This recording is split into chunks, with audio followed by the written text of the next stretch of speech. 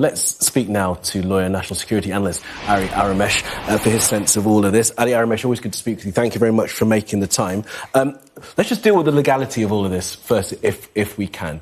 No congressional approval. He didn't go to the United Nations Security Council. Is this action by the US and Israel legal under international law? I'm going to actually set aside the UN and UN Security Council approval for its just utter irrelevance at this point and President Trump's utter contempt for the United Nations. But let's focus on our own congressional mechanism and legal mechanisms here. Article 1, Section 8 of the U.S. Constitution gives Congress the power to declare wars and also to fund those wars. Let me tell you, when was the last time a congressional declaration of war was actually issued by Congress? 1944 against Hungary, Bulgaria, and Romania, Nazi allies of Nazi Germany. On the other hand, Congress has authorized military action, authorization for use of military force, so on and so forth throughout the years. Now, let's go to Section 2 of the Constitution.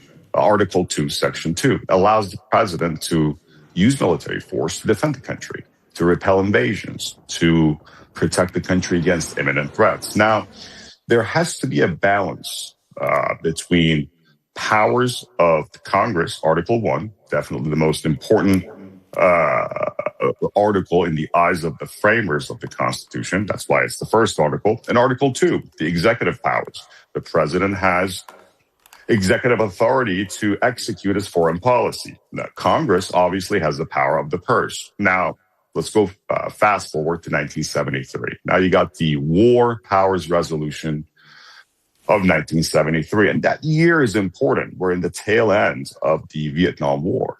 And Congress would like to put some limits on presidential powers and how they can actually execute their foreign policy, but also how to commit U.S. troops. Give or take, if we're going to take more than 60 days. So if you're going to take action and that's going to take more than 60 days, you got to go to Congress. That's just sort of putting it very simply. Now, I have been very critical of this president for a whole host of issues. But as Senator John Fetterman, my fellow Democrat from Pennsylvania, said, it's a good day, good riddance. The chief terrorist of the region is now gone. That's a good thing. Let's talk about the implications for U.S. foreign policy and national security. As a matter of fact, if Chairman Xi was thinking about invading Taiwan today, he would think twice about both U.S. military might and also U.S. military and technological capabilities and its combat readiness that could actually repel a Chinese invasion of Taiwan. As a matter of fact, there are countries like Iran, those regimes. There are regimes such as the Taliban, such as the Islamic Republic of Iran. There are sort of pseudo regimes when we had the man-made, made-up boundaries of ISIS. There's so much that international law can do. There has to be brute force at some point.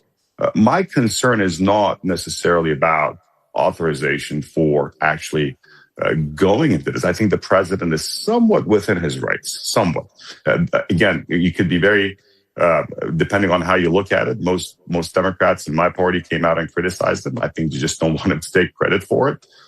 Others, Congressman Moskowitz of Florida, Brad Sherman of California, Senator Fetterman of Pennsylvania, all Democrats applauded the president for doing something, Biden or Obama or Bush II should have done. But again, the facts remain that just because the U.S. has done something, and it's not something the sort of the anti-war left or the anti-war right likes it, it doesn't make it necessarily illegal or it doesn't make it against U.S. national security. Well, I'm sure we're going to hear a lot more about the legality in the days ahead. But what about the practicalities now?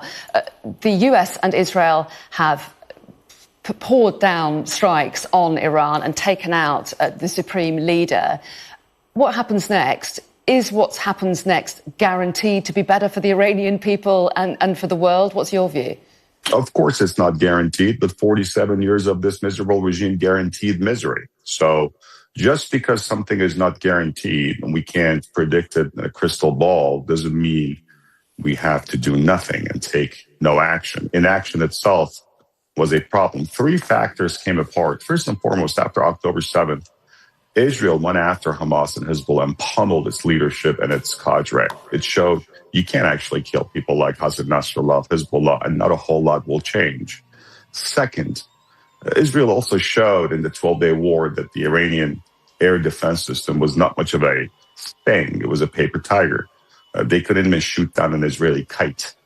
And third, the last 2 months, the Iranian regime showed how easy it is and how comfortable it is with killing thousands and thousands of unarmed, peaceful protesters.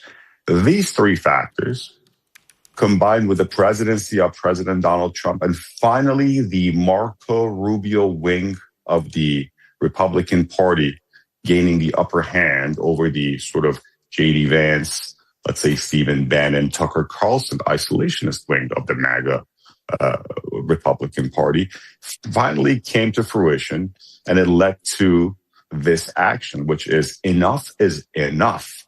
There's one regime in that region that supports Hezbollah, Hamas, Islamic Jihad, Hashd al-Shabi, the Houthis, you name it.